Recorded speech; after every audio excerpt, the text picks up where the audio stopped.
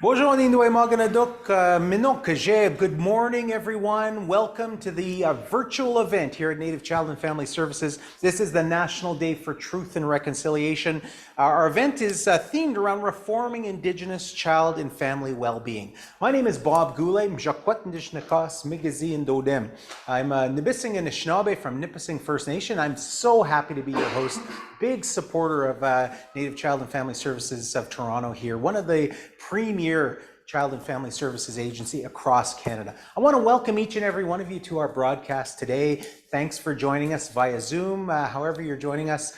We are virtual for the most part, but we do have our speakers that are live here, and it's great to be face to face. It's nice to see May, it's nice to see Jeffrey. The Deputy Prime Minister is here. The Mayor is here. He's off his campaign stop, and he's joined us today. So we're really happy to have the Mayor here and a lot of other guests. The first, we're going to start things off in our way as Indigenous people, as we do, as Neaha, as Anishinaabe, as Tahltan, as Métis people, in this really good way, by acknowledging the spirit, by doing that in a ceremonial way. We're going to start with an opening song, and I'm going to introduce you to Rollin Baldhead. Rollin is Neaha, Cree, from One Arrow First Nation in Treaty 6 territory. He holds a Bachelor of Education at the University of Saskatchewan and has been a strong leader as a student and represented youth in Saskatchewan for the Federation of Indigenous Nations and the Assembly of First Nations. He's also the language teacher here. So please welcome to sing our opening song, Rollin Baldhead.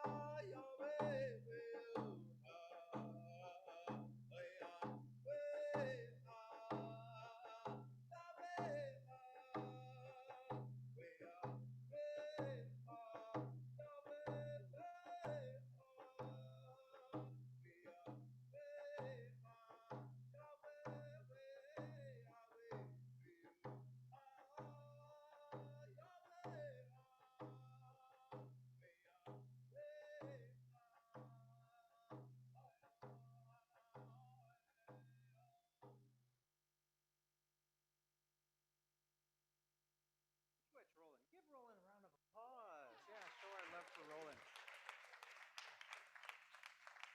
To honor us with what are called in our language the words that come before all other words, we're going to call upon our knowledge holder here at Native Child and Family Services. Alita Suave is Crow Clan and she's a woman of two nations. She's Tahltan from British Columbia and Neaha Cree from Saskatchewan. She's been a long-time resident here in Toronto for over 49 years and has worked to serve the Indigenous community for the last 28 years, holding many positions to support and advocate for family and children. She's a mother of 4 adults, grandmother of 3 children, and also a ceremonial mother, and doing that in a good way. So to offer us our opening invocation, please welcome Alita Suave.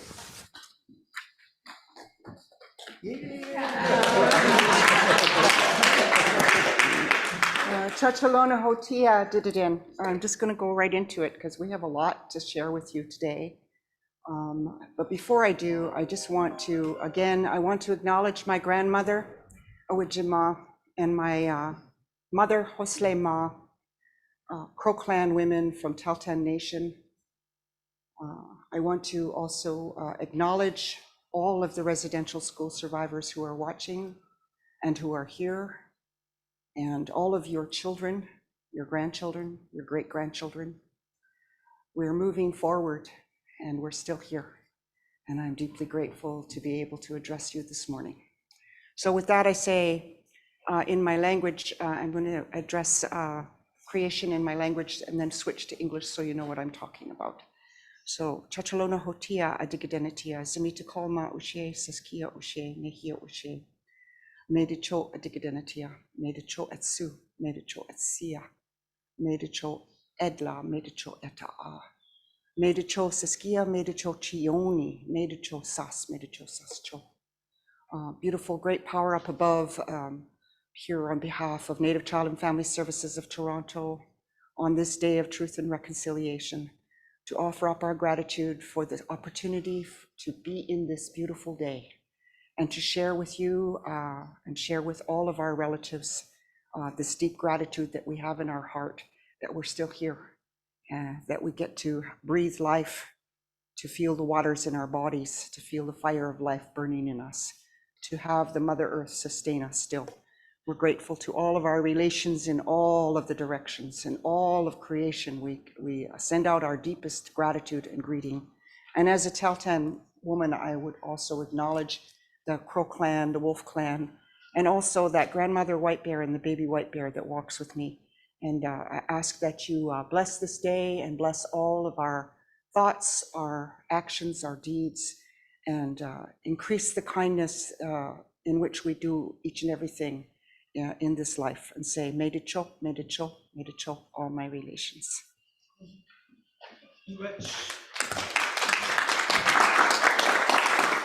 Medicho, Miigwech, Chimigwech, Alita, for those words.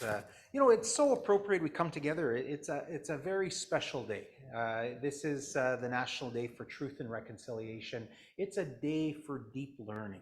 And that's really what this is about. And I do want to acknowledge Alita, who is a residential school survivor and, you know, taught us, gave us those words this morning when we opened up our day around the sacred fire, doing that opening ceremony. So I do want to acknowledge Alita and acknowledge all residential school survivors who are watching us from home, who are doing that work in the community to help us learn more about that experience and that tragedy that Canadians are just beginning to understand in a real way, and that is the Indian residential school experience, and that unresolved intergenerational trauma that is still with us as community members. I'm 2 generations away from residential school, but I carry that trauma, and many of us, even those who perhaps not even grown up in their home community, suffer from that experience. So this is about that journey towards healing and focusing on our children, focusing on our families. So it's wonderful to hear.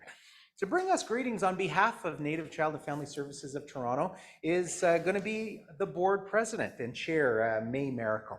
May is Mohawk, Gona Gehaga, from 6 Nations of the Grand River. She's a graduate of McMaster University with a Bachelor of Arts and has a Bachelor of Education from Hamilton Teachers College. She's worked for the federal government as a consultant for employment equity and human rights, but she's also retired from a long career. That's where I met May when she was working for the City of Toronto.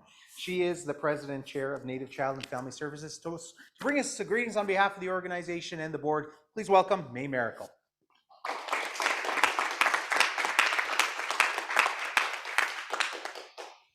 Thank you, Bob. I just want to welcome everyone here today. It's a beautiful setting, a beautiful day, and it's a great day for reflection and on the truth and reconciliation on residential school survivors. And over the last year, Native Child has been working with community, staff, and partners to recognize the accomplishments of our agency and also to acknowledge how much more work remains to be done. Our Decolonizing Child Welfare Learning Series outlines our history as a support services agency that was directed by the community to take on a provincial child welfare mandate. We continue to work with community to transform that inherited mandate through Indigenous self-determination, accountability, and service transformation. I want to thank all of the community members, staff, and partners who have come together to walk this journey with us over the last year. Children are our most sacred and precious resource, and their safety and well-being is our collective responsibility. Today, we'll be making some announcements and outlining some bold new directions will be taking to work together with partners and community to continue to work towards a coordinated and integrated service system across Toronto and Peel regions that keeps children at the center. Thank you to our speakers and our guests and everyone joining us in person and virtually today. We look forward to our continued work together and in the service of the safety, health, well-being, and prosperity of Indigenous children, youth, and their families. Thank you and welcome.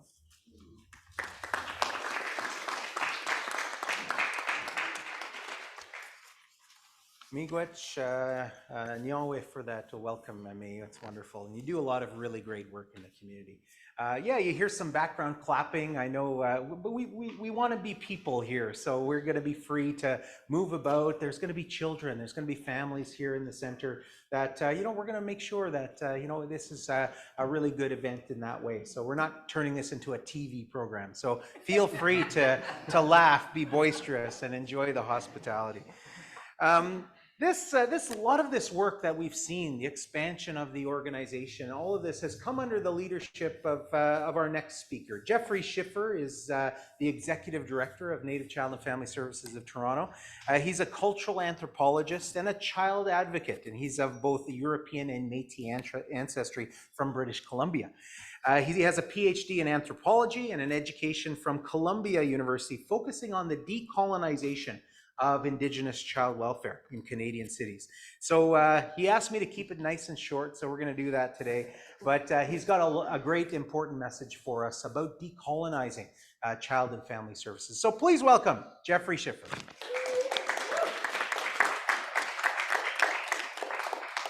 Thank you so much, Bob. I want to take a moment to just acknowledge Alita and Roland and our firekeepers and everyone else who grounded us in ceremony. We had a beautiful opportunity to start the day around the fire pit. You can see some of the green space behind me. I do also just want to thank all three levels of government for making this facility possible. It's through those partnerships with the City of Toronto, the federal government and the provincial government that we're able to have this space, and that we could gather in Treaty 13 on the land around a fire this morning with tobacco in our hands, reflecting on the day and the meaning of this day for us. I think that while I was in that circle, while I was looking around at all of the diverse people that had joined us, Indigenous and otherwise, I was touched by the recognition that increasingly we see diverse peoples from every corner of Canada, from coast to coast to coast, coming together to recognize that not only are we on a journey of continuous learning about our shared colonial history,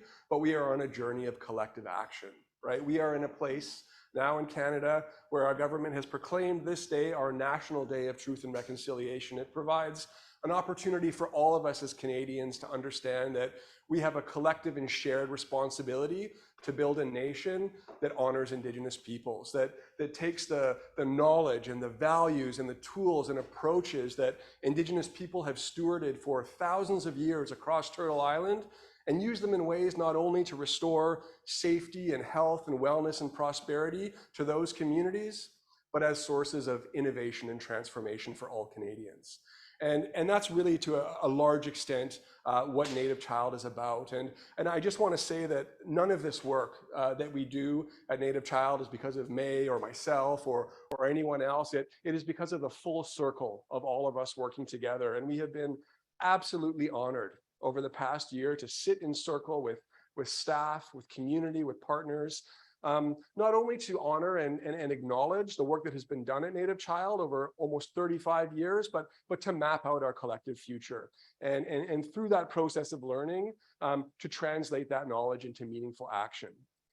Many of you will know that Native Child started in the mid-'80s, and it started at a time when the first generations of children were aging out of the 60s scoop, right? They were, and in the city of Toronto, we saw Indigenous youth flooding into the downtown core, right? And the community stood up and they said, we need an Indigenous organization that is focused on taking care of those youth, on threading culture back together, on healing families in Canada's largest urban center. And as was mentioned earlier today, we were directed by community to take on a child welfare mandate. And that's a challenging thing. Everybody watching will know that that's a challenging thing. As we continue to find the bodies of our sacred bundles buried across the nation, we understand that there has been nothing more destructive in the lives and communities of Indigenous people than that legacy of residential schooling. And the way that that legacy was transformed into provincial systems of child welfare. We are in a strikingly transformational time in Canada right now, where Indigenous peoples are standing up and through the continued creation and transformation of their own agencies, working to change that system together through a process of co-development with community. Our mandate is unique. It's unique because it comes from the provincial government, right? We can't, as many other agencies can, work with First Nations through laws under C-92. We are not a rights holder. We don't have jurisdiction, but we have community. Right? And we stand as a helper with First Nations and the urban Indigenous community to understand how to do that work. And I think that one of the things I want to highlight is the fact that while we have inherited a colonial mandate and done our best to transform it, we can't get to where we need to be without partners in government, right? And I remember I had the opportunity, the blessing to meet Her Excellency, the Honourable Mary Simon, our first Indigenous Governor General in the summer. And in the few brief moments I had to speak with her, I let her know about my passion of working to sort of decolonize child welfare, to achieve better outcomes for kids. And she said to me, Jeff, reconciliation isn't just an Indigenous issue, it's a Canadian issue, right? And we need to do this together. And so I just want to say that I have been inspired and I am hopeful because of the conversations that we have had over the last year with government, through the willingness of folks in the provincial and federal government to sit down with us and say, how do we make this system better? How do we get Indigenous self-determination and community voices into the way that we change provincial legislation? How do we build a better system for Indigenous children and families, not only in the city of Toronto, but across the province of Ontario? So for us, yes, this is the National Day of Truth and Reconciliation, and we are here to honor our ancestors and our community members and to give thanks for all of the Indigenous families that made it through that history to where they are today. But we're also here to gather in celebration and hope and ceremony and community to understand how we take the work that we have done forward and move it into the future in really concrete ways. So I'm so excited to be making some concrete announcements about what that work will look like. But before we get there, I'd like to turn things back over to Bob and invite some of our other speakers up to the podium and really thank Mayor Tory and the Deputy Prime Minister Chystia Freeland for joining us today. Miigwech.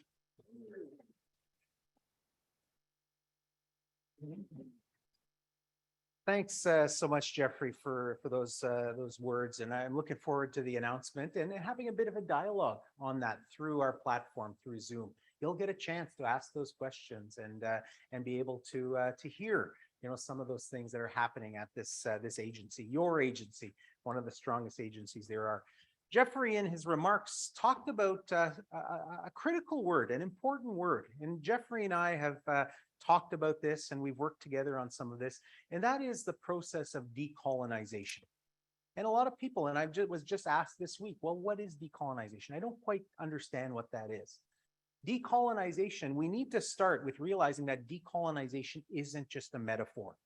It needs to be a purposeful corporate process where organizations, even our own organizations, begin to look at things in a different way, begin to critique those systems that we've inherited, that we continue to reproduce, the colonial ways of doing things in the city, in our country, in our province, and starting to change those. And the only way we decolonize is through the involvement of First Nations, Métis, and Inuit. You can't decolonize in your own functional groups or in your own boards or around the cabinet table or around mayor and council table. It has to be done with Indigenous people. It has to be done in partnership. So that's an important part of reforming child and well-being services, is to do that in partnership. So, Jeffrey brings that, the organization brings that, and it's so wonderful to have partners like the city, like the government of Canada and the province of Ontario to be able to support those. I spoke about decolonization. The city is embarking on that process of decolonization. I'm very proud that in April of this year, Mayor and Council passed the City of Toronto's Reconciliation Action Plan. The very first section of that, hopefully people got a chance to leaf through it. The very first section of that is to undertake these reconciliation audits where the city and Indigenous people will sit down to reform those. And those things don't happen without the leadership of people like Mayor Tory, who really have made reconciliation a priority. And Mayor Tory, of course, is born and raised in Toronto. He's the current mayor, the 65th mayor of the city of Toronto, first elected in 2014 and re-elected in 2018. Under his leadership, again, the mayor and council adopted that reconciliation action plan, making that a priority, educating the entire public service about the importance of truth and reconciliation. A very strong ally for Indigenous people, taking part in many of our events. I know I've hosted a few of them with Mayor Tory, so happy to have him here. So please welcome His Worship, Mayor John Tory.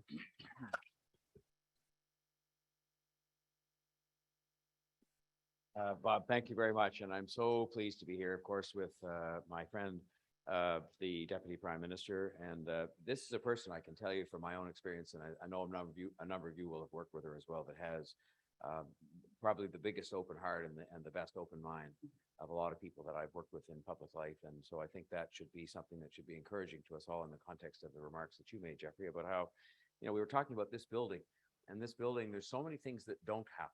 And then there are things that do happen. And almost inevitably, the things that do happen are an effort that people have joined in together, and that you have all three of the governments that we have in place in the country working together with Indigenous communities, for example, to make something like this happen. And when there's one missing, it's never quite the same. But in this case, the federal government's very much been there, and the city was very much a leader in this place that Jeffrey, you and your team and May run in such a way that whoever, I think it was Bob, described it as the premier service delivery organization of its kind, and that's what it is.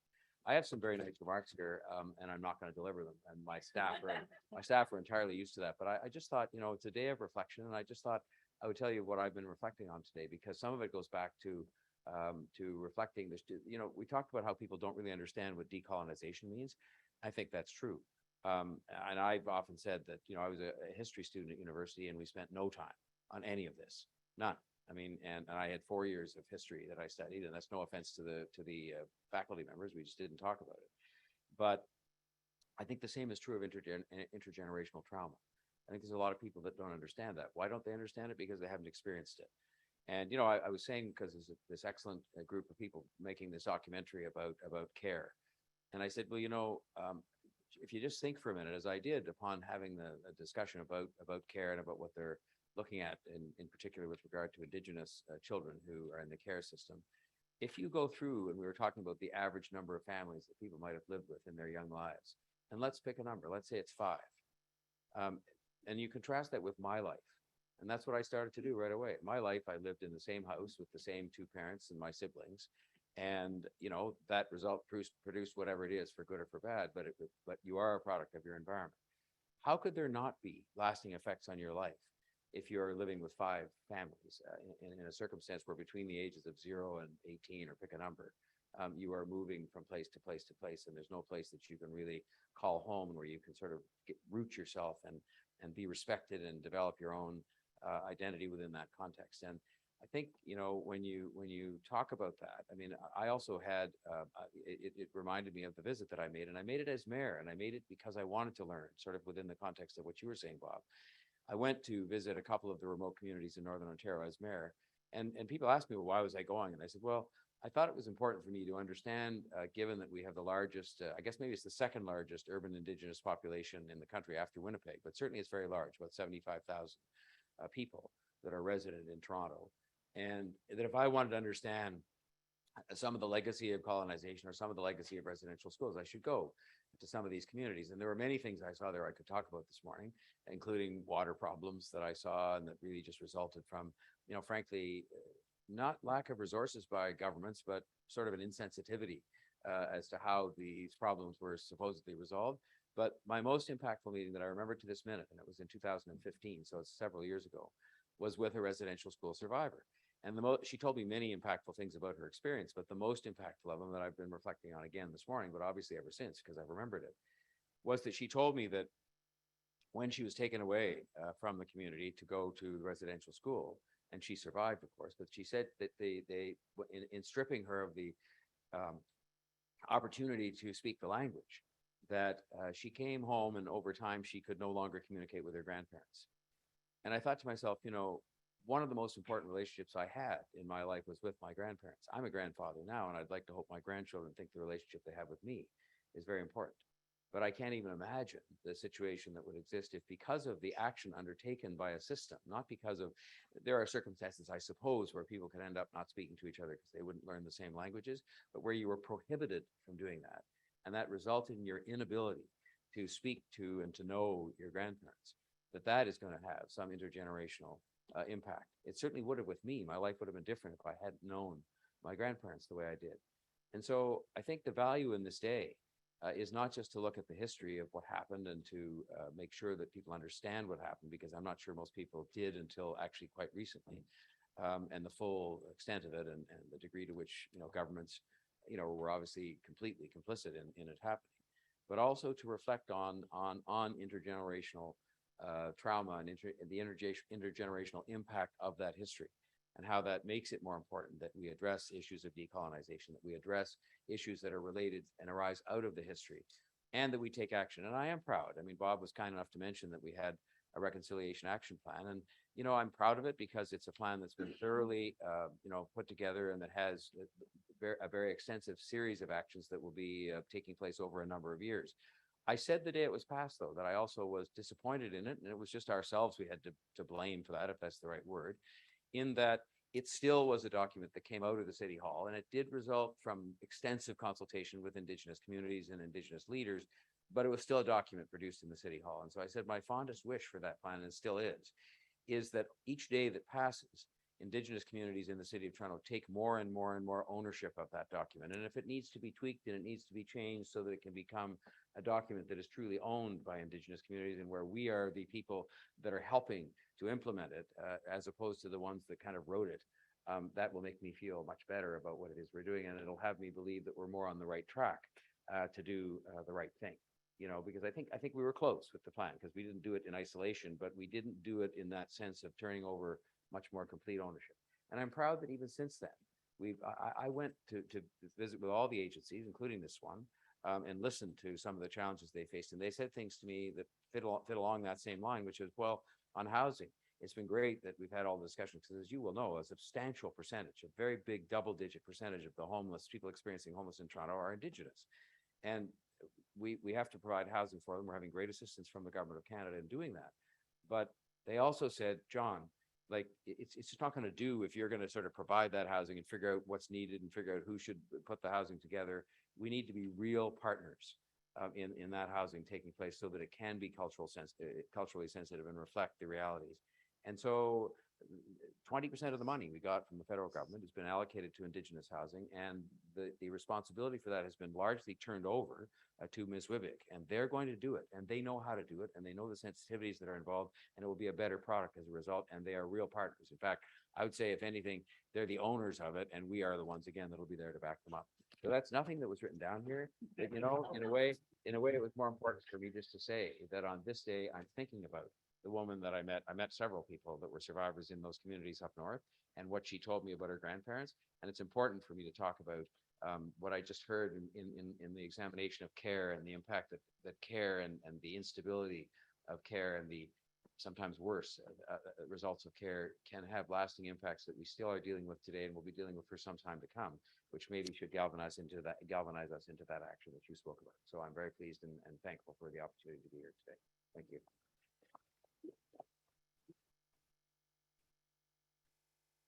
Thank you, Mayor Tory. And as a communication professional, I know what it's like to spend hours on a speech and it not being delivered. And I work very closely with Chris Eby, and Chris Eby told me that's it's the way of things. You speak from the heart. So we really appreciate that, and we understand that. And the guy who drafted that reconciliation action plan did a really great job. I'm going to introduce Marilee Fullerton.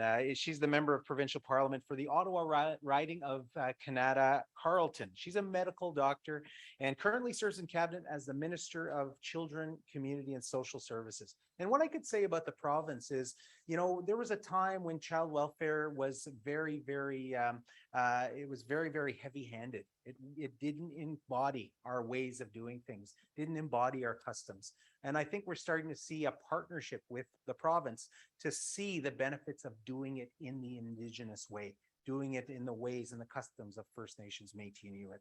And Marilee Fullerton is somebody that embodies that understanding. She was first elected in 2018, also served previously as the Minister of Long-Term Care and the Minister of Training Colleges and Universities. And Minister Fullerton is bringing us greetings via video for over 400 people online right now. So this is remarks from Minister Fullerton.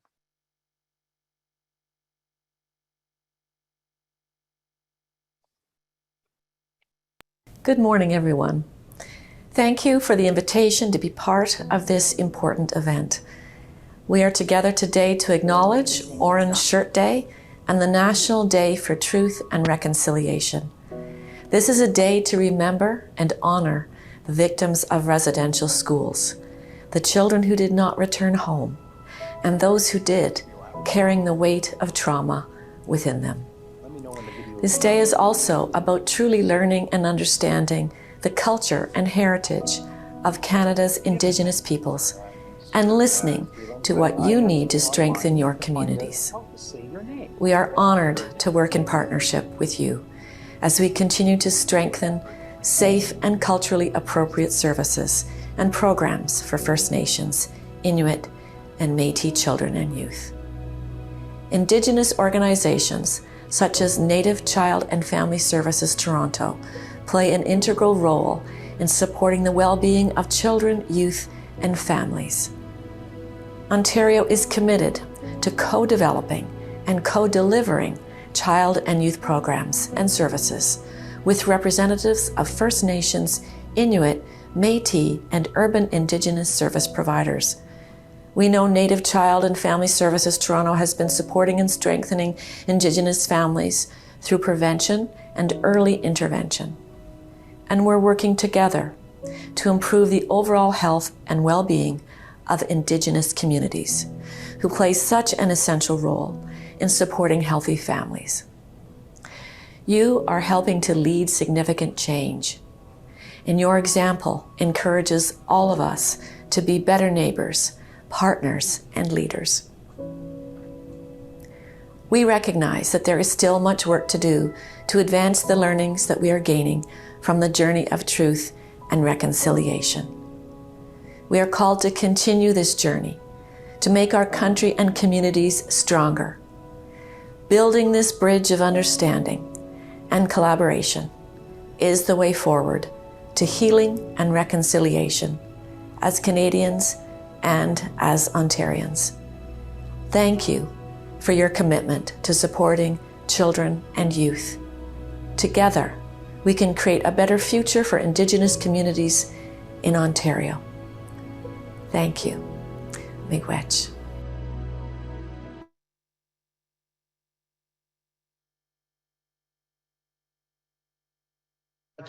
Minister Fullerton, your words certainly bring a lot of truth. Thank you very much for sharing them with us. We're very honored today here at Native Child and Family Services to welcome not only a hardworking representative of the local community, but the Deputy Prime Minister of Canada. The Honourable Chystia Freeland is a Member of Parliament for University Rosedale. She is Canada's Deputy Prime Minister and now the Minister of Finance. Ms. Freeland was first elected as MP for Toronto Centre back in July 2013. I did donate. She was re-elected in a different university, in University Rosedale in 2015, 2019, and then in 2021. She was sworn in cabinet in 2015 as the Minister of International Trade and spent that time negotiating the free trade agreement with the European Union. Amazing work. And then from 2017 to 2019, served as the Minister of Foreign Affairs, negotiating the North American Free Trade Agreement. So that's a lot of feathers in your cap. But in 2019, she was appointed probably the most challenging capacity, and that is Deputy Prime Minister and Minister of Intergovernmental Affairs. And then she led a lot of the COVID-19 work for the Government of Canada. And most recently in last August, appointed the Minister of Finance. So please welcome the Deputy Prime Minister and the Honourable Chystia Freeland.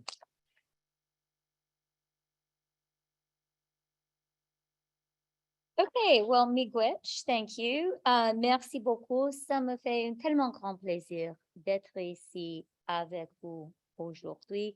C'est une journée très importante pour nous ici et pour tout notre pays. And I want to start by really thanking Alita and Rollin. He's over there. Okay, and Rollin.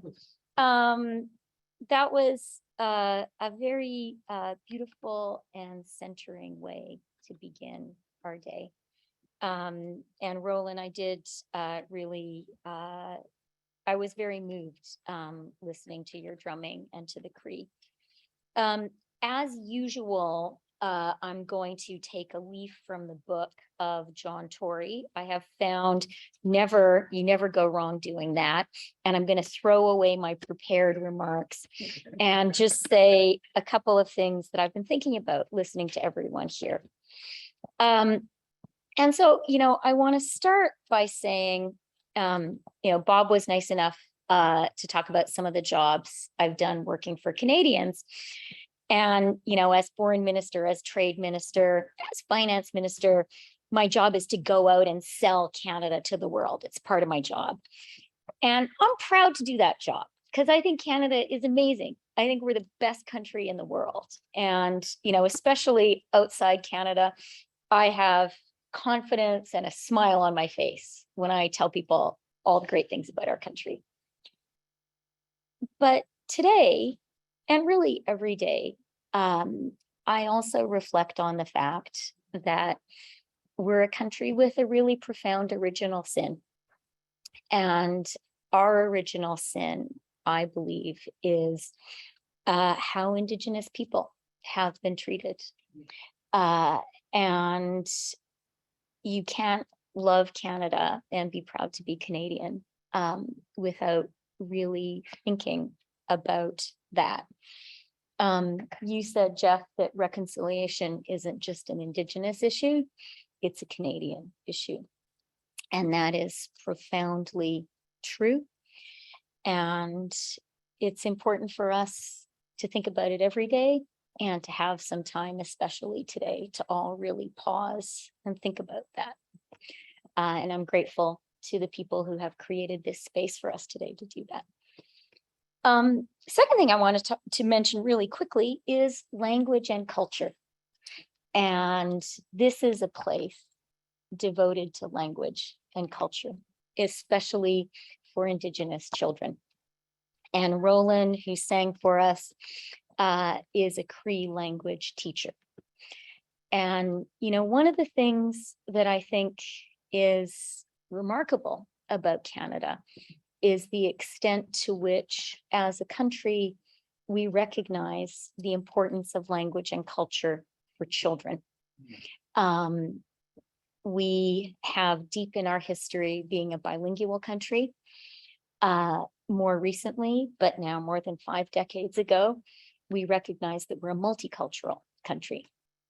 And my own long-suffering children get dragged to Ukrainian school every Saturday morning, precisely because I recognize in my own life as a Ukrainian Canadian how important it is for my kids to have that grounding. And, I won't say they love going to Ukrainian school every Saturday, but as they've gotten older, they see the value more. It's taken us a really long time to recognize that Indigenous children need that too. And probably need that more than any other children in the country, given all of the intergenerational trauma, given the continuing racism that they experience today. And so I'm very grateful for your work.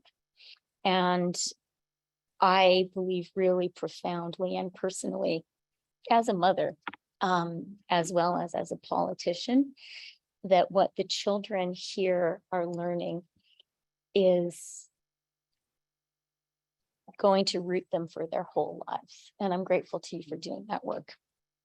Third thing I want to say quickly is I'm glad to be here to recognize and underscore the importance of paying attention to urban Indigenous people in Canada. I was born in a small town in northern Alberta with a lot of Indigenous people in the community, a lot of reserves nearby. And then I grew up in Edmonton, and now I'm an MP for Toronto. And over the summer, I spent some time with the mayors of Saskatoon, Edmonton, and Calgary. And I always spend time with my mayor, John Tory. And all of those mayors recognize something that the federal government recognizes as well, which is we need to pay attention to the very particular challenges that urban Indigenous people face in Canada. And the work being done here is so important. And I want you to know that I recognize that, our government recognizes that. And then just finally, May, I was moved by a lot of what you said. One of the things you said is children are our most sacred and precious resource. It is so true. And that's true of every child in Canada. It is so true of every Indigenous child in Canada. And today is a day for us to all say that and to do everything we can so that every Indigenous child hears that. Thank you very, very much for the opportunity to be here today. And I really look forward to hearing more from everyone. Merci beaucoup. Miigwech.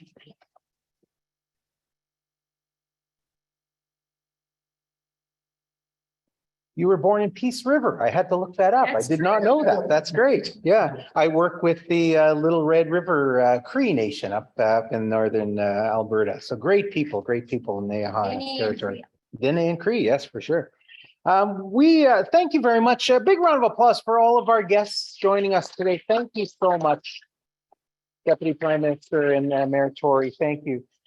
We do have a number of great speakers to hear from. And we're going to also have an announcement, a number of commitments going to be made to the community, and going to take your questions and part of the dialogue. But before we do that, we want to hear some singing. We have a drum group called the Nipissing Singers and the McGirl Singers. They have a number of songs that they're going to provide to us. These women's drum groups are from Alberta and from Vancouver and Ontario. And they're going to sing the Strong Woman song. And I do believe they're going to sing the Grandmother song. So I'm going to turn it over to, and they're going to introduce themselves as part of the video. So this is the Nipissing and McGirl Singers.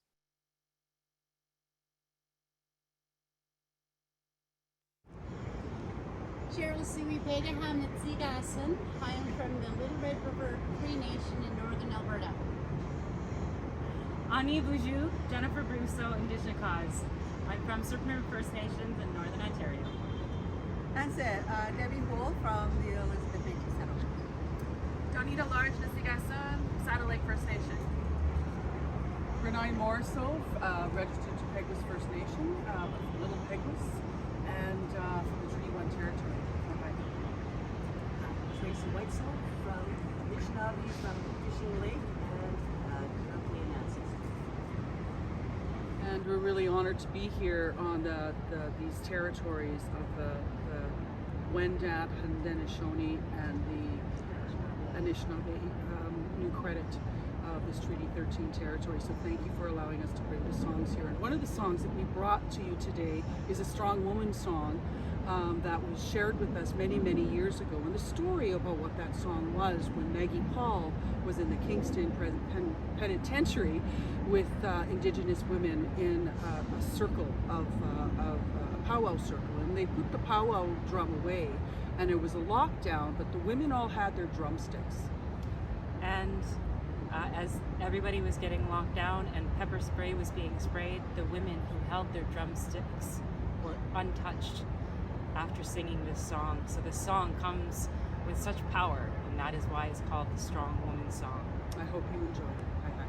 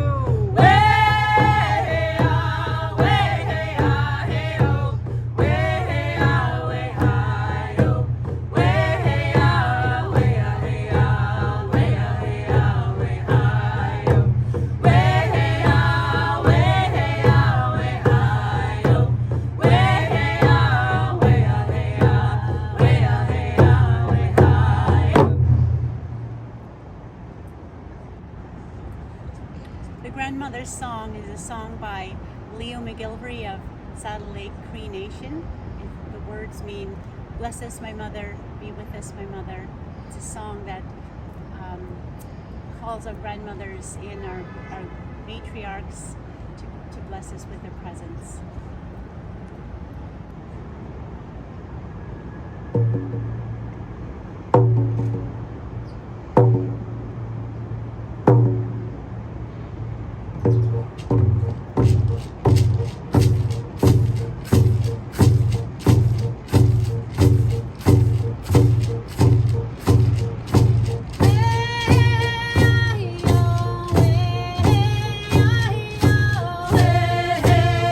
Hey,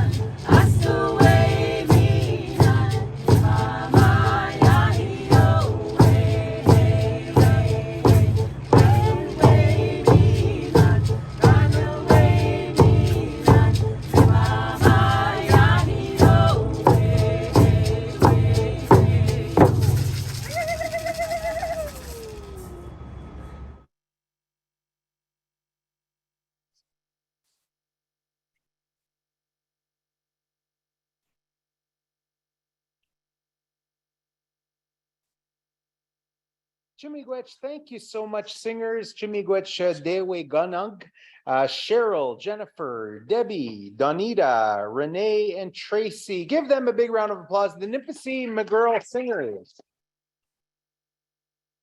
I have to tell you, I'm really impressed. Native Child and Family Services is doing this in-house. We got like a little production thing going on.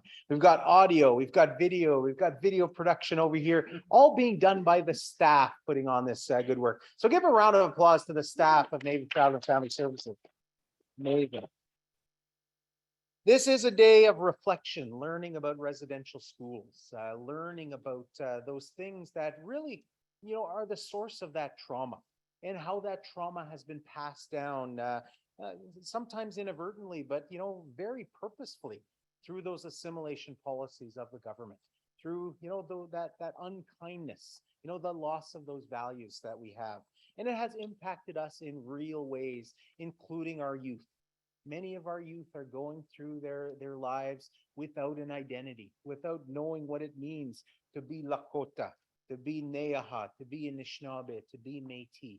And that is really the biggest tragedy of this is, there's so many people in our communities that just don't know. They know they're different because of the color of their skin, or that they carry a status card, but don't know much about who they are, and starting to find that. So I really appreciate the words from the Deputy Prime Minister that language and culture are important. But there are some individuals that truly persevere, that move beyond those things and really demonstrate and play a leadership role. I'm going to introduce you to our keynote speaker of the morning. His name is Yama Maxi. He is Lakota from the White Bears First Nations in Treaty 4 territory.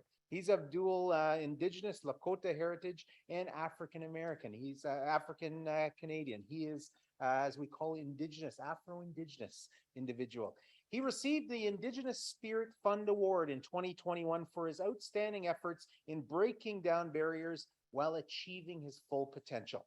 After graduating the social services program in 2021, he was accepted into York University in the bachelor's program there in psychology. He hopes to continue his education at the PhD level, working in the field of healing and wellness, looking after the needs of Indigenous youth and Indigenous families. He currently works as addiction counselor for Addictions Rehab Toronto. So a big round of applause, please, for Yama Maxi.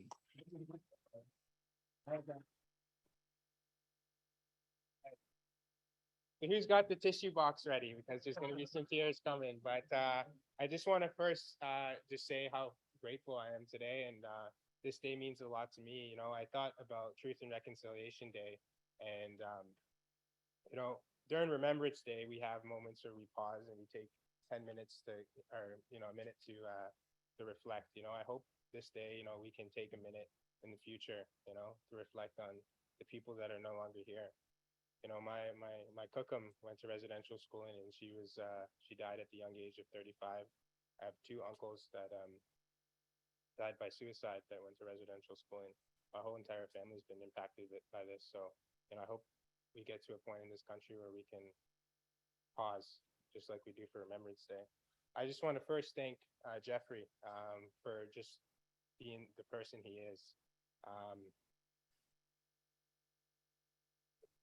I don't think we've ever had, someone like him who's, an executive director who will call me and say, you can call me at any time. He's a real person. And that means a lot to me, to have that type of belief in someone like myself. So I'm going to tell you about myself. So yes, Bob did a wonderful introduction. He's a tremendous MC for every event I've ever been with him. But yeah, so I was born in White Bear First Nations. It's just by Regina, Saskatchewan. And after my birth, my mom, we moved to Toronto, and the child welfare system was heavily influenced in my life.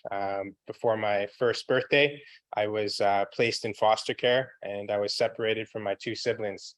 And, for those of you who have brothers and sisters, you know how strong of a relationship that means to have your brothers and sisters. That was taken away from me.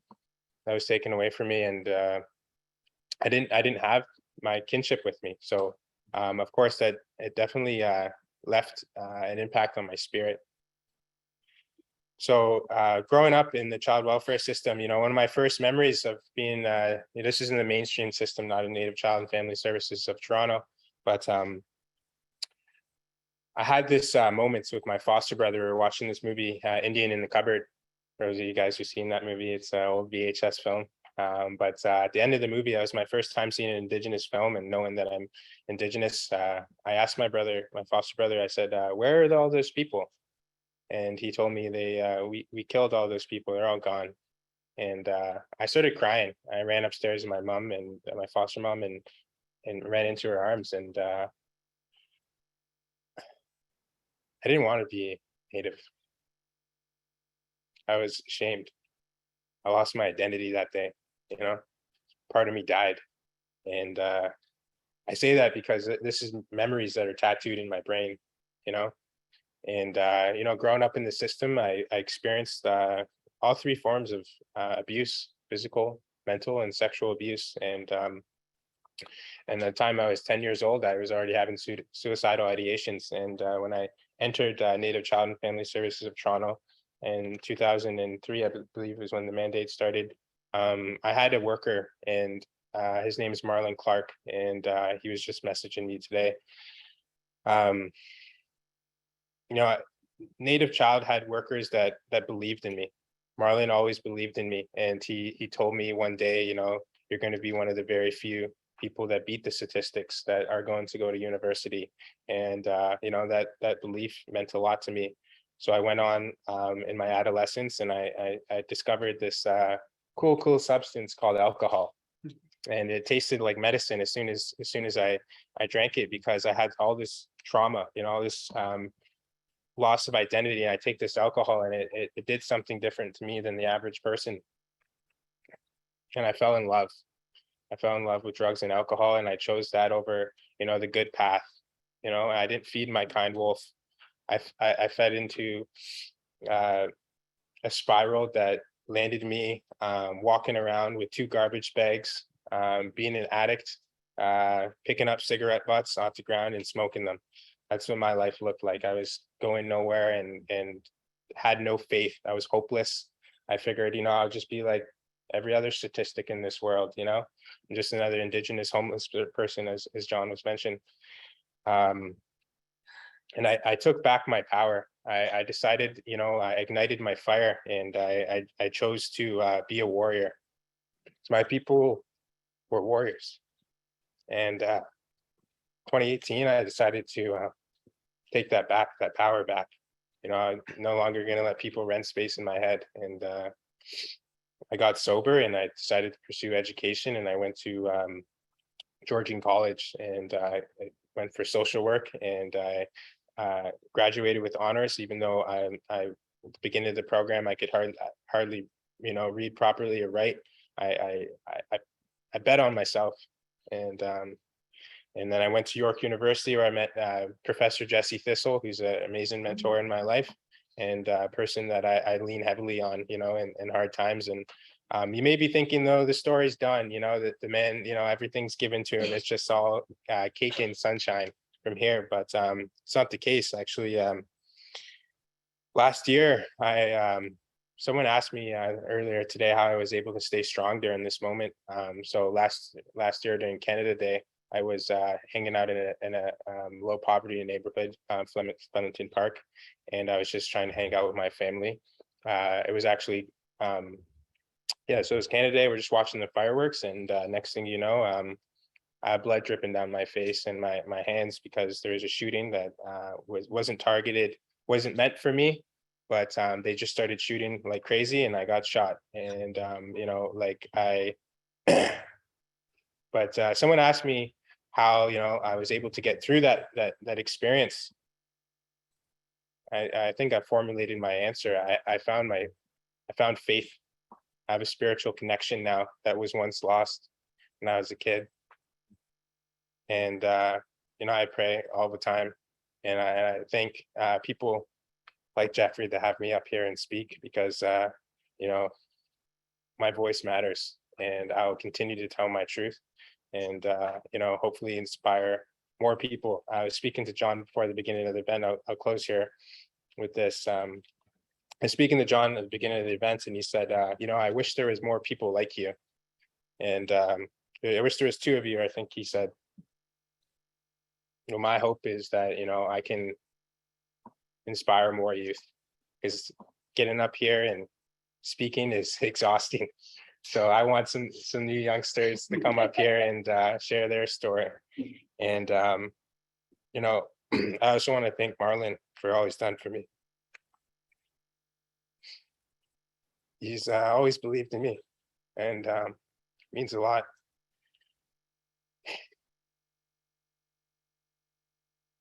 I just want to close with, you know, a person in this system. You know, we talk about courage and bravery, and I always thought courage and bravery was, you know, someone who could beat somebody up, somebody who had a bunch of money, who drove a bunch of fancy cars. Courage and bravery is someone who can get up here, who does this hard work for kids every single day, much like Jeffrey does, much like I'm doing today, who don't need the credit. I don't want no credit. I just want to inspire youth and change the cycle of our people. So thank you. Miigwech.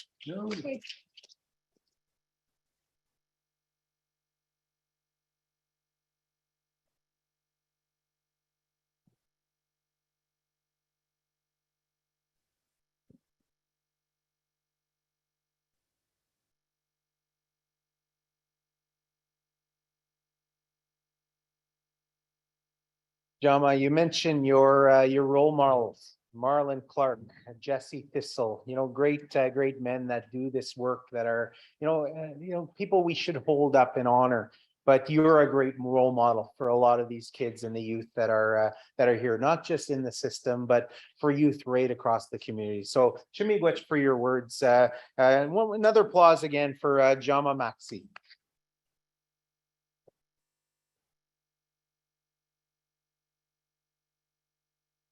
It is a special day. It's also a day where we are going to renew some commitments, make new commitments to our community, to the people that we serve. This is your organization, the families of First Nations, Métis, and Inuit people in Toronto.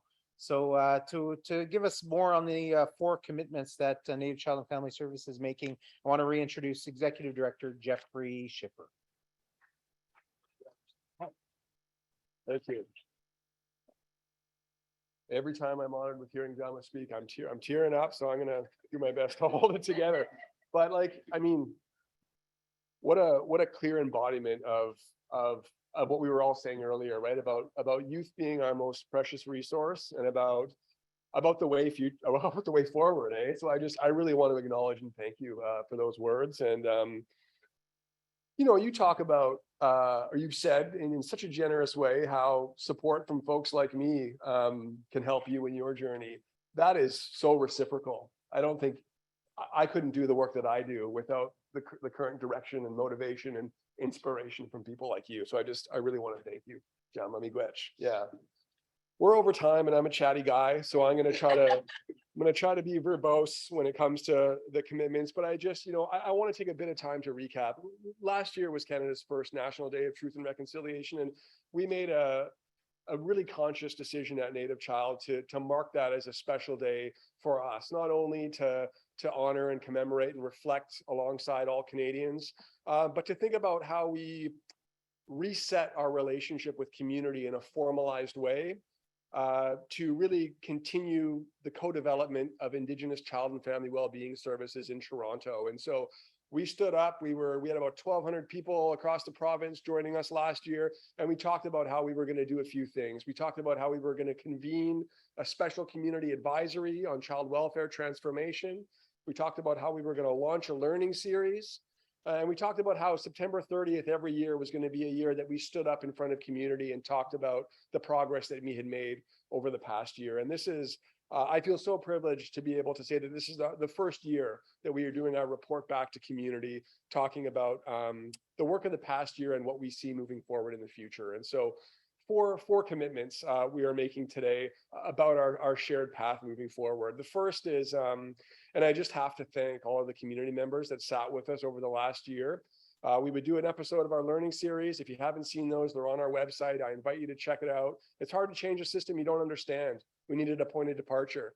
Our learning series on decolonizing child welfare lays out our practice as it happens right now at Native Child. And between every one of those sessions, we would sit with community and we would say, this is how it is now. How does it need to be, right? And through that process, through the knowledge and insight of people that have experienced and been using our services, we were gifted so much knowledge. So our first commitment, and we sat in circle with that community advisory and we said, now what? You know, what happens after September 30th? Are we done? And they said, no, we are not done. There is so much more to do, right? And so really our first commitment is to not only continue, but to expand our community advisory on Indigenous child and family wellbeing transformation. We will invite new members to join that community advisory committee. We will connect that advisory committee to other community advisories across the city, whether it's the one that operates right here at the Mount Dennis Aboriginal Child and Family Center or our youth advisory or others. So we are committed to continue to sit and learn and be guided by that community advisory. The second commitment, and this is one that comes from community, is, you know, we've talked a lot about how the collective safety and well-being of children is a collective responsibility. I was privileged to sit with the province at the child welfare modernization table over the last year. During the pandemic, my perception of time is wild, but you know what we learned and what is emerging through the province is an understanding that we cannot solve the problems that are faced by families that are connected to child welfare simply by doing child welfare. We need cross-governmental, cross-ministry, intersectional approaches to this, right? And so what I mean to say by that is that Native Child cannot do this work on our own. We can do a lot, but we cannot be everything to everyone. The problems are massive. And so the community has directed us to convene a new table of Indigenous service providers that will join, that will come together, that will be directed by the community advisory, and that will talk about how we better coordinate and integrate our services across the city of Toronto to support Indigenous children and family, focused on prevention and early intervention, sitting together in circle to mitigate the risks that families are facing so that children don't have to come into the child welfare system, to address that overrepresentation. And when children do need to be removed to a place of safety, to really ensure that we are wrapping that family in programs and services to minimize that time. And I will say to you that I have been blessed in conversations with executive directors across the city of Toronto who will be joining us. We're up to about 6 or 7 agencies right now, and more will come, and we will be convening the first meeting of that table in October. The third commitment is really to recognize that, you know, as I've said previously, the tools and approaches that we use in the child welfare system under our provincial mandate are not Indigenous tools and approaches. They are legislation, they are assessment, they are tools that have been developed by the provincial government that don't always recognize and reflect Indigenous worldview. I would say, in fact, and I have said before, that some of these tools are in fact maintaining the overrepresentation of Indigenous kids in care. We have got to change the tools. There are a couple of things that are happening right now that provide opportunities for community members to be involved in that change. So the third commitment is that we will work with community to bring their voices and all the recommendations that we have generated over the last year into the process that is being led by the Association of Native Child and Family Service Agencies of Ontario to update and change those tools with our partners in the provincial government. The fourth one, and this is exciting to me, the CYFSA, the Children, Youth and Family Services Act, the legislation that governs provincially mandated agencies in Ontario, is coming up for review next year. I want to bring the voices of people like JAMA into the process of legislative change. We are committed to sitting with youth, with community members, with our advisory, with service partners, and bringing that process forward in a way that actually results in tangible legislative change so that Indigenous self-determination is the cornerstone of our transformational practice at Native Child. And I will say to you that I sat with the Assistant Deputy Minister and members of his team, and the ministry is on board for this type of community-directed change. And I do believe that it is going to lead to real impact. I'm probably over time. I haven't got the hook yet, but I'm going to say before I go I'm going to say before I go that because there is so much more to say and we have little time, that all of the recommendations and process over the last year that we've generated with community has been compiled into a report. It's a 35 or 50-page report that is going to be released on our website today. If you want to get in the weeds and you want to hear what are the recommendations that are generated that we are going to be bringing to government, I invite you to please look at our website and read in detail all of those recommendations. Hear the voices of the community that are participating in this system and moving us forward to change it. The last thing I'll say is, over the last year, we have been revising and updating our strategic plan at Native Child, and this process of walking with community and child welfare transformation has deeply informed that system. And so I just want to let everybody know that at the end of October, we will be releasing our new strategic plan, and you will see these commitments and the voices of community reflected in the new directions of our agency. With that, I will just say Chimigwech and turn things back over to Bob. Thank you. Yeah. Marcy, Miigwech, thank you very much, Jeffrey. Yeah, incredible commitments. I'm going to reiterate them a little bit later, but I do encourage you to check out that report, check out the documentation, keep tabs on the work of Native Child and the staff and the executive and the board. And you do that at nativechild.org. And there's contact information. If you have any questions, any suggestions, please send them in. And if you have any complaints, send them to Ron. Speaking of Ron, I'm going to introduce Ron. He is the Director of People and Culture at Native Child and Family Services. I'm just kidding. Don't send him. Ron is just such a kind man. We love to tease each other. He is Algonquin Anishinaabe from Gijijo, Minado, Medowsk, Renenawag, Algonquin Nation in the beautiful Gitche Zibe territory of this place. Ron identifies as Two-Spirit, LGBTQ2+, and uses the pronouns he, him, and his. He's passionate about his work, applying cultural teachings. He was our Shvabewis to Alita this morning at our ceremony, doing a great job. Ron resides on his hobby farm with his husband, his grandmother, and many, many animals. Hopefully not just urban animals. Those large black squirrels we have in Toronto, I just picture them being all, yeah. But that's what Ron does. He's an active member of the community and just a great gentleman. So please put your hands together for Ron Hodgson.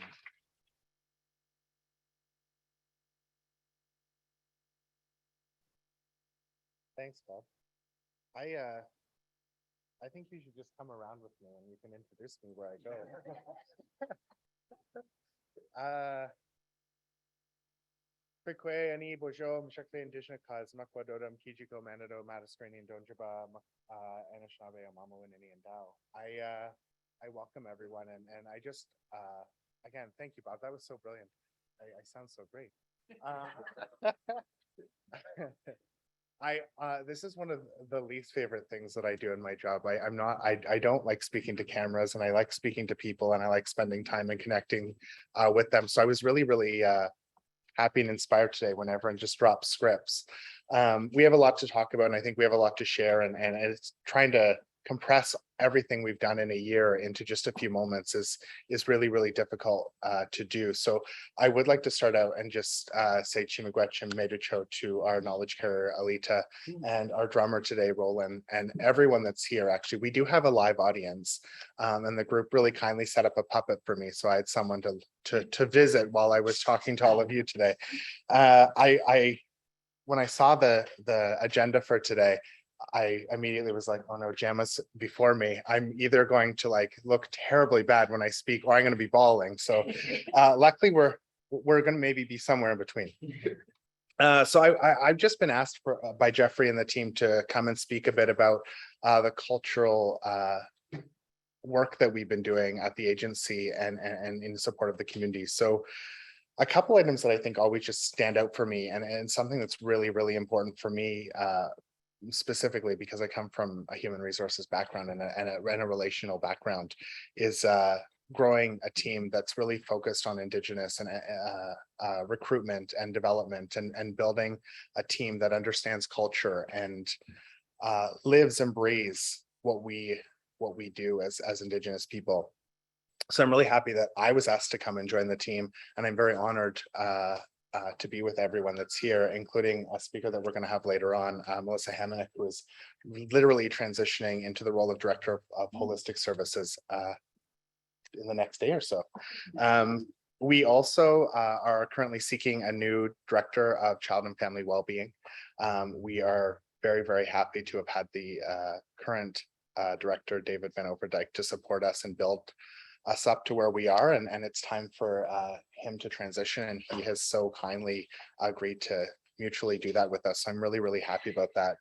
For anyone that's worked with the Indigenous Spirit Fund, we've also over the year hired a manager of the Indigenous Spirit Fund, who is also a lovely Indigenous man as well. For myself, I think something that's important is that when we're seeking Indigenous talent, that we have that within our own system, and we've built that ourselves. So we prioritized recruitment of an Indigenous recruiter as we came on and transitioned.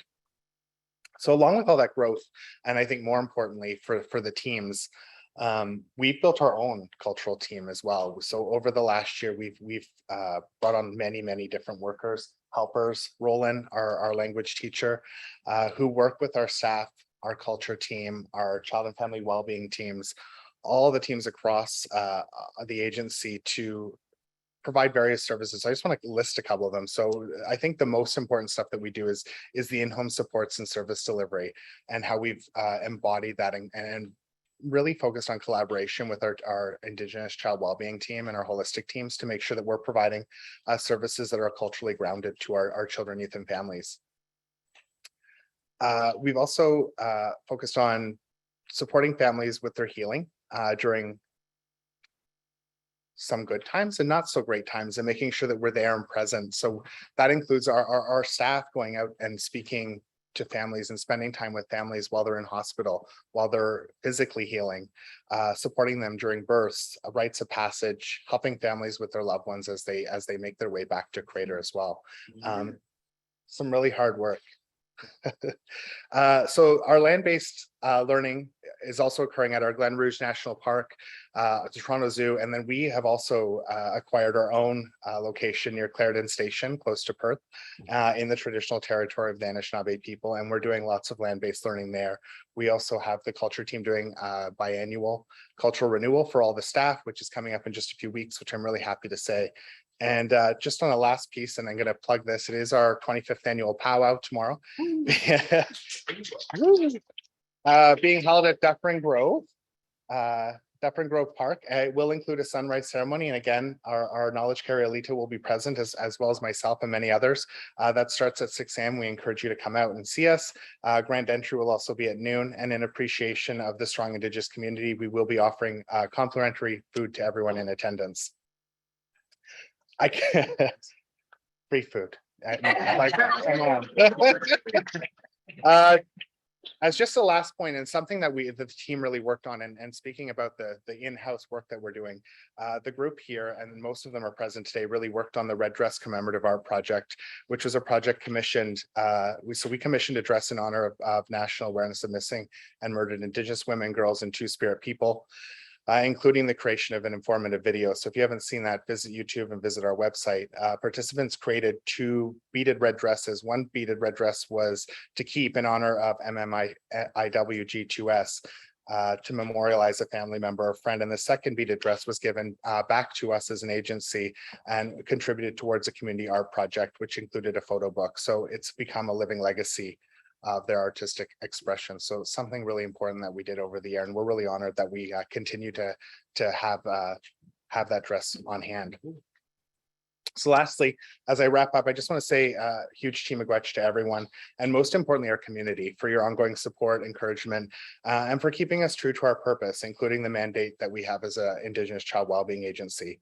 All of this stuff continues to ground us in our transformational work, and the work that we're doing leading the agency in Indigenous practice. So that's how we're doing our work different. And I'm really proud and honored that I get to share the space with all of these lovely people and the speakers we have today. So Chimagwech, made it show.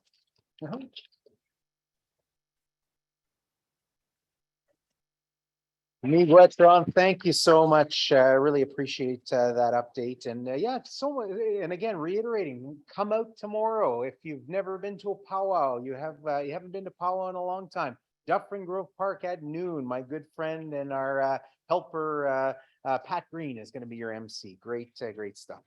Going to introduce Jennifer Turner. She's a Mohawk, Haga from, I don't know where you're from. Where are you from, Jennifer? What community?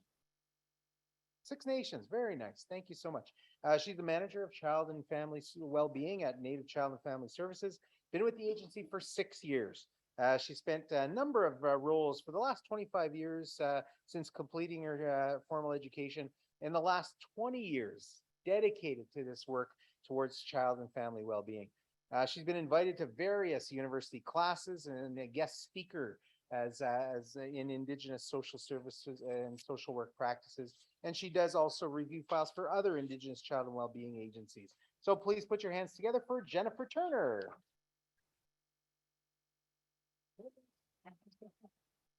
Bob. I wanted to say something to you, Sam, and it's awkward saying this. I just want to thank you for your words because you're what keeps me going in my job. Because you're an inspiration to a lot of people. And, you know, you cherish your relationship with Marlon, but I can tell you he would cherish his relationship with you. Because you got me thinking about a young lady that I've had a relationship with for a long time, since I was her worker. So I just want to say thank you. Thank you. I'm all in the fields. I'm gonna go quickly because I know we're running out of time, and yeah, I don't like talking in front of the cameras either, I'll be honest with you. So we know we're working in a colonial system. We know it needs to change. We all need to come together for that. The community, the First Nations, the government, all of us. We've got a lot of work to do, but we've got changes coming. So I think that's what keeps me going, is trying to know that change is on the horizon.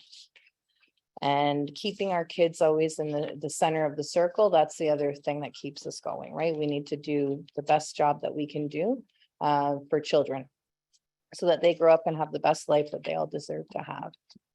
So I've got a couple little stats I'll share with you. I was going to talk about, you know, obviously with C-92, the act that was enacted in 2019 of June, there are definitely changes coming.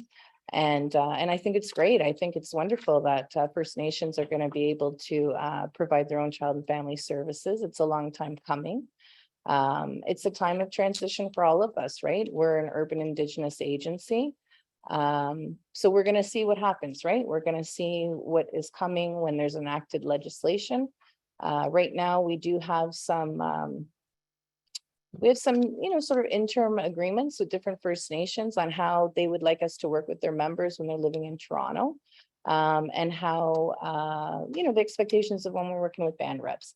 And if there's any First Nations watching, I would welcome if you have anything that you would like us to work collaboratively on with your members, please let us know, because this is what we're dedicated to doing in the future. We want to take direction, and we want to know how can we help work collaboratively with your members when they're living in the city. Currently, we actually are working with about 83 First Nations across the country. That's the thing, when you're not actually working on territory, you work with everyone across Canada. So that's quite a few First Nations. We also have 49 kids that we're working with right now that are in customary care agreements with their First Nations also. You know, we all want children to be at home and be safe in their communities, in their home. But sometimes if that's not possible, we want to look at, you know, kinship options. We also have 47 children that are in kinship out of care. So they're not in Native Child's care. They're in 47 homes with people that they love and know dearly. So that's another option we obviously are always looking for. That comes in large part also from helping, getting off topic here, with our family finding team is very helpful on being able to find out and find our kinship home options for our children. What else did I want to say? The other thing is too, like, with the First Nations, the one in particular, we have developed a very strong relationship with them, and we have very good open communication. We take direction from them. We have quarterly reviews, and their supervisor and I touch base on the phone every few weeks, so that we can ensure that we have great communication and we're all working together for the good of their members. So again, if there's any First Nations out there, please give us a call. We would like to work together with you, you know, and yeah, it's all of our responsibility. It's all collectively our responsibility to make sure that children are they're safe and they're doing well in the community. So let's all work together and go forward into the future. Yeah.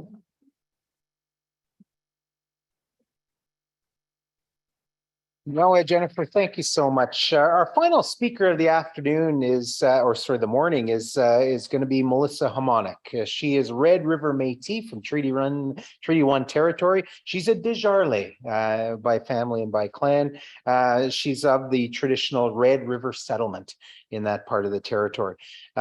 She's a proud member of the Métis Nation of Ontario. She supports Indigenous well-being across a range of sectors and is now the Director of Holistic Healing here at Native Child and Family Services. So please welcome Melissa Harmonic.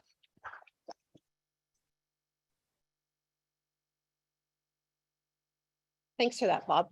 I just wanted to start by saying that I actually started my work here at Native Child as a student, and the sense of belonging and the sense of community and connection that I found here is nothing short of remarkable. And that's because of the community, and that's because of the staff community that are here. And so I just want to acknowledge all of community that are out there watching us today, and all of the staff community here at Native Child, that we're called into this work. This isn't just something we do. This is who we are. And so a deep merci to our community and staff community for that.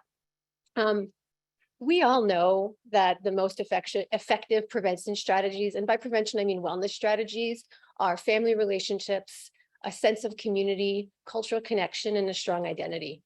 And we all know that projects like the Residential School Project, ongoing colonization, works very actively to rip those things apart. And it's with that understanding that holistic services here at Native Child was birthed into being. And actually, that's how our agency began, was to provide holistic services, to provide programming that would strengthen families, that would provide a sense of pride and community and identity, and that would support healthy, sovereign communities and further reduce involvement with the child welfare system. Another significant focus of our work is to work really closely with our child and family well-being teams to make sure that children and families who are interfacing with that system have as short a stay in that system as possible, and to make sure that there are supports not just for the child, but for the entire family, and thus the entire community and entire nations from that. Some of the tremendous work that's happening right now are at spaces much like this, at our community hubs, which are truly multi-generational spaces. They're spaces for children, they're spaces for families, they're spaces for individuals, and they're spaces for our elders to really come together. And the supports that we provide are holistic healing supports, but we also provide a range of cultural supports and programming that's really guided by our youth like Jamma. Thank you again. Shout out to Jamma, a huge fan over here as well. Thank you. And I really want to highlight something really exciting that's happening for us, is providing more land-based opportunities for our urban Indigenous folks, because that relationship that we have with land is crucial to our well-being. That is how we feed our spirits and how we are able to be who we are in our truest sense as caretakers of these lands. And so I think Ron mentioned the camp that we have north of Clarendon Station. And right now it's a really exciting time because we're working with elders and knowledge keepers of those lands and our knowledge keepers and elders to really develop year-round cultural camp programming that's very much aligned with seasonal practices and ways of being. So look for that coming up at the start of next year. We'll be able to provide that opportunity to all of our urban Indigenous community members. And I just want to end off by saying that culture and community, that is why we're here. And that is the focus of holistic services, is to ensure that community members have access to culture, community, and can really feel a sense of pride in who they are. Merci.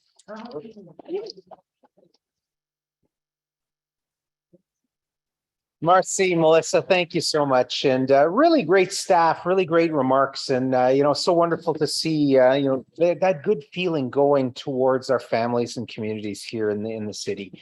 And happy to hear all of that work going to connect with our First Nation communities. As a res boy that grew up and still live on the res, it's important to see that because so many of our children are here. Growing up here and have those needs, and families need that support. So to see that cooperation happening is really terrific. I'm going to turn it over to you to ask your questions using the Q&A feature. I've got a few comments to Jama here, hoping, some really great stuff. Thank you for including Afro-Indigenous people as a speaker, and he's such a moving and eloquent speaker, says Dawn. So thank you very much for that. Dear brother, we love you with a heart, heart, heart. Best warrior with an upside down heart. Yeah, that's a good one. Best warrior. Very nice from Habiba. And a nice comment, and this is one is for Jeffrey and Jama. This person is hoping that the keynote speaker is provided with good host support for his presentation.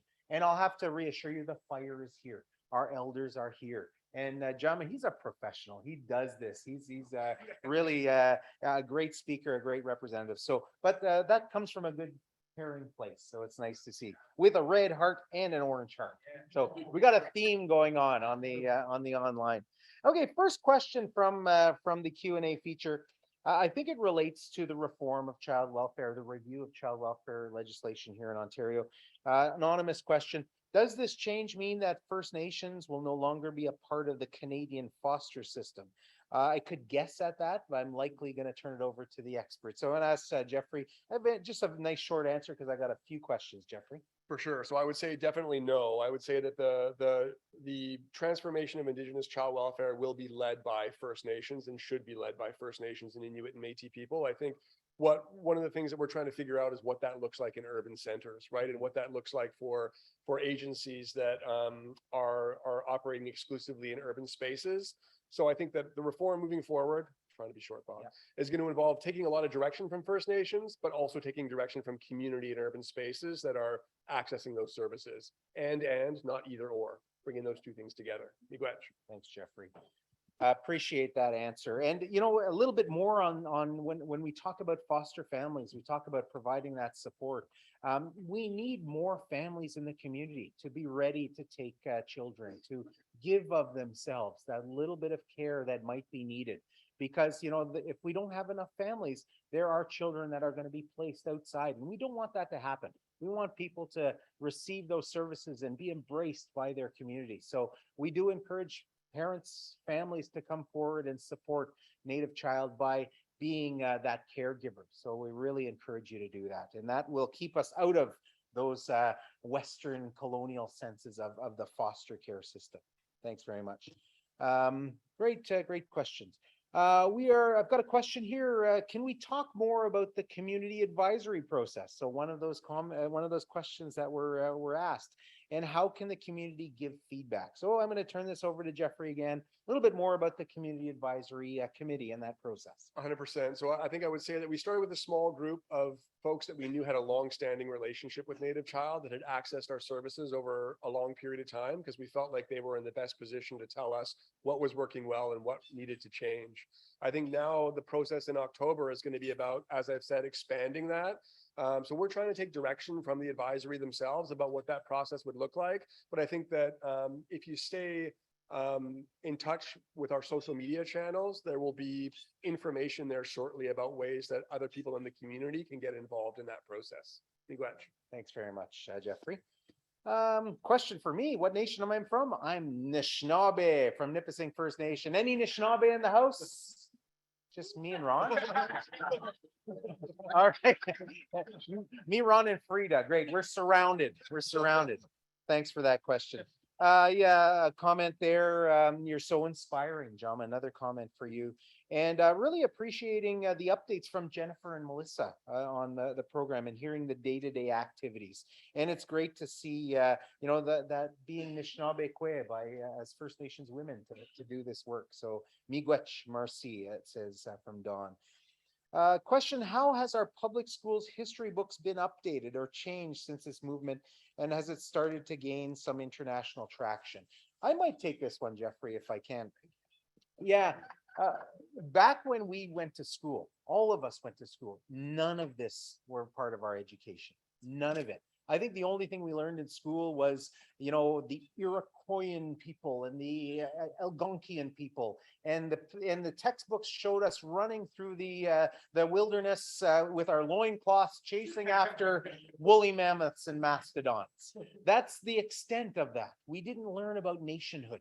We didn't learn about our value systems. We didn't learn about all of these things that we're really truly appreciating with the culture from our knowledge holders and our elders. Today, we're starting to see more and more of our young people, our children, getting that education. And that, you know, comes through our allies. That need for allies is so important. But, you know, that curriculum, all of those things need to be developed by Indigenous people for all Canadians. It has to come from the voice of First Nations, Métis, and Inuit. So there's some, certainly a lot more going on now. You know, kids are learning the land acknowledgement, learning to sing, learning to do that in our communities. But it's, you know, we need to see more. So we need our allies in government, allies at the federal government, the provincial government, to really make sure that our knowledge holders are contributing to that curriculum, that the textbooks need to change, and we need to really have all Canadians understand this and learn more. The one sad thing about reconciliation, if I could sit on the soapbox right now, the one sad thing I'm finding these days is reconciliation too often is a political issue. That your support of reconciliation is determined by who you vote for at the ballot box every 4 years. And that is not the way, that is not what we need to see. We need all Canadians, regardless if you're blue or red or green or pink or orange. We all need to be on board with what reconciliation is. We all need to learn more. That's why days like this is so important. So thanks for your question. Got a comment from Mary, who says the Native Child's Red Dress project was so inspiring. Thank you for all those who are involved. Really great. Important question. I'm going to give this one to Jeffrey. Or your staff. It's really up to you, Jeffrey. What supports do you offer to youth aging out of care? Jennifer wants that one. All right, Jennifer. Aging out of care. So right now, there's been a stoppage from the ministry during the pandemic, so that kids, usually when they turn 21, they aged out of care. During the pandemic, the ministries stopped that, and they just extended it again so that kids are still eligible for to remain with us until March of 2023. So that's a really good thing, because 21 is a young age for anybody to be out on their own. And then, of course, we always would have programs that they could always access that Native child through Holistic. And I think JAMA also has shown us that a lot of kids continue to have relationships with their workers even when they age out of care. Thanks. I just wanted to add really quickly that we also have an excellent transitional housing program designed specifically to help First Nations, Métis, Inuit youth transitioning out of care or otherwise as a safe place to land and a safe place to stay in that transitional time. We also have our youth drop-in center, which offers a range of programs specifically for youth. And I'm trying to think if I'm missing anything else. We also ensure that we've got all of our healing supports, clinical supports in place for community as they make that shift into more independent living. So lots of programs are available for that age bracket in particular. Anyone is interested, either a youth in or exiting care or otherwise, please check out our Native Youth Resource Center. They've got a really good Instagram. I'll tag. Thanks. Ron, you want to answer that one? I just really quickly as well, we've started work of rebuilding and reconnecting with our community partners to make sure that, as Jeffrey said, we don't have to be experts in everything we do, but we do have an obligation to build our community and utilize those resources and connect our children, youth, and families with what is out there for them. Awesome. Thank you. Thank you so much. Got a comment from Michelle, who says JAMA's story reminds them of the power of holding space for youth youth at risk by honoring their stories, validating your emotions, your experiences, hearing those stories and the coping mechanisms that it's taken you. And this person says it inspires them to do more collaborative work with Indigenous youth and communities alike. So people like Gemma can reach their full potential. So really great and inspiring work. Thank you so much. And and nice words for Native Child. Thank you for a wonderful, informative, inspirational, and insightful event. So thank you so much from Michelle there. Great question. People want to get more involved. They want to do things. Families, there's lots of programming that's offered by Native Child. Here's your chance, staff. Question for all of you. What events, like the learning series, are coming up? And I know you don't have your books in front of you, but yeah, anybody want to try that one? Ron, over to you. What kind of events could we expect? Come to powwow tomorrow. No, no. In addition, it's true. Free food powwow. I just want to. I do want to plug that every Monday night we do have culture nights. So if you're interested in that, make sure you get connected with us and reach out to someone on the team or through our Facebook or website, and we can give you more information on that. There's lots of different themes. We do crafts. It's all different ages. So please come out, join us. Let's continue to build a community and support each other. Thank you so much. Anybody else? Yes. There's also a culture night for youth that happens every Friday at our NYRC location. Free food. But certainly if you're interested in events, if you're interested in the community report that's uploaded there, go to nativechild.org. That's the website, and you could learn more information. Another interesting question: is there opportunities for students to volunteer with Native Child? We're still building that, I would say. Yeah, go ahead, Ron. Yes. I literally sent an email last night at 2:00. Yes, there's lots of opportunities. Again, there's a opportunity to actually apply through our website to be a student, and we have we're literally looking for some right now. So if you're interested, reach out to us, connect with the human resources team through the recruitment page, and we'd be happy to connect you with whatever team you're interested in participating with and helping us. Thanks very much, Ron. I'm getting a few questions related to resources that people can have for their classrooms, for their families. Are there on-site locations where you can participate in these things? One of the things I would say is, keep your eyes out. A good example is the Native Child Powwow happening tomorrow. Show up at Dufferin Grove Park. Come on out starting at noon. Come to sunrise ceremony. I was happy. I got the chance to host the sunrise this morning at Nathan Phillips Square, and there were hundreds of people coming out to see our knowledge holders and our elders do that work. So it was such a beautiful thing. So come out to sunrise, 7 o'clock is it 7 o'clock? 6 o'clock. They like to get up early here at Native Child. Or it might be the kids keeping them up, who knows? But yeah, please come out to those events. Go to nativechild.org. Check out the friendship centers. There's 2 friendship centers in the city, and Native Canadian Center of Toronto and Toronto Council Fire Native Cultural Center. Great places to start. First Nations, Métis Inuit, we love Facebook. So yeah, we're not much on Twitter. We're not much on Snapchat or any of those things. We're all on Facebook. So check out the Facebook pages and get some more information that way. But I really appreciate it. We get a lot of comments from people who really want to do more, want to learn more. And, Native Child isn't necessarily the one-stop shop for everything. So, check out all those different agencies. Over 20 Indigenous agencies in the city of Toronto alone.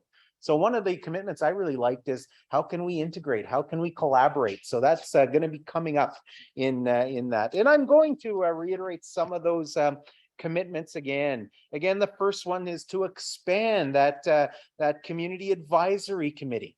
Expand and continue to guide that transformation by expanding that work. The second commitment Jeffrey offered was this new table of Indigenous service providers to better integrate those services. So that's where, we can see a lot of those Indigenous-led, Indigenous servicing organizations help support child and well-being, support Indigenous kids. Third one is to work with the Association of Native Child and Family Services across Ontario to create and update those different tools needed to help do this work and to help support that work that's going to be happening. And then the fourth commitment Jeffrey offered is to bring the voice of youth to that legislative review taking place here in the province, to make that change, to drive that change from the community. Change and decolonization, again, can happen with just people in Queen's Park doing that. It has to come from Indigenous peoples. It has to come from the youth. It has to come from kids that were in care, that continue to be in care, and those voices. So really great to see. Yeah, and I don't see any, I'd be happy to collaborate with Native Child to run dance and fitness programs, says somebody. So yeah, continue to volunteer, continue to do that in a good way. And thank you for that. I'm going to ask one more question and then we're going to wrap it up. Can you tell us more about counseling and mental health supports for children and youth? So going to Melissa. Thanks. Great question. That's actually very much one of our wheelhouses. That was one of the first programs that Native Child came out with after we birthed our agency. So we offer programming for children as young as 3, all the way up to elders, and we provide individual counseling. And the counseling happens through a really culturally grounded lens. And we understand the importance of walking that along with Western methodologies. So the folks on our clinical teams are folks who step into that work first and foremost as with an Indigenous worldview, and then with some other educational pieces that can support that journey from a Western frame as well. So it's really very much about walking that path with 2-eyed seeing. So yes, back to what we offer. We offer services for individuals. We have family therapy that we offer, intensive counseling services. Those services can be trauma focused or they can be supportive counseling. So we really offer a range of therapeutic programs. For the little ones, we really specialize in a modality that's very play oriented, very age appropriate. If folks are interested in any of those services, all they need to do is contact our intake line and let us know that you're interested in receiving therapeutic services, and we can connect you to the right resource that you need, and you can work with our Mukayam clinic. The number is on our website. Thanks. Wow, that was great. Thanks, Melissa. That's going to leave us, that's going to help conclude our morning of great speakers, our wonderful keynote speaker, Jama, and all of this great. And we're so happy the Deputy Prime Minister stayed with us for this whole thing. I really appreciate, and the Mayor, of course, being a part of our gathering this morning. I do want to ask Jeffrey Shiffer to come forward and give us final remarks to set us on our way, and then we're going to turn it over to Alita and Rollin to close us off. But to offer final gratitude is Jeffrey Shiffer. Thank you. So none of this, I just want to say really quickly that none of this work is possible without staff, community, partners, government. And I think today, over the course of all of our speakers, we've really heard a resounding commitment, not simply to reflect and learn, but to take knowledge forward into meaningful action that will improve the lives, the safety, the health, the well-being of Indigenous children and families across the city of Toronto. That is a beautiful commitment that we can make to work forward together collectively. And so I also want to thank, because sometimes I forget to do this and then I feel terrible, I want to thank all the staff and our facilities team and our cultural folks and everybody behind the scenes. Yeah, because we couldn't do things like this without all of that back end support, and people have really been working tirelessly to make this happen. So miigwech to all of you. Thank you. Yeah. Sorry? Oh, firekeepers. Yeah, part of the cultural team. So yes, our firekeepers out in the back and rolling as well. Miigwech, thank you. Thank you. Yeah. Wonderful. I'm gonna actually turn it over to Alita Rollin. I'm not gonna say anything once the final song is done. Once those words are done, we will be concluded. Thank you so much for joining us today. Over 400 people, online, spending time learning a little bit about truth and reconciliation. This special day, the National Day for Truth and Reconciliation. Don't make this your only thing you're going to do. Don't make this the only learning you're going to do. Reach out, find other opportunities, go to the library, go onto YouTube. I know everybody loves YouTube. Search some of those videos and stories to hear about residential school survivors. So, put that into your heart, make that part of your truth as well. So on my behalf, thank you so much for joining me. And thanks very much to Native Child and Family Services of Toronto. We're going to turn it over to Alita Suave and Rollin Baldhead to offer us our closing song and our closing prayer. So Alita and Rollin. Thank you, Bob, and thank you to all of you here who've been in person. Excuse me. I'm getting a tickle in my throat. I need some water. Sorry. I'm gonna turn it over to Roll until my throat clears up.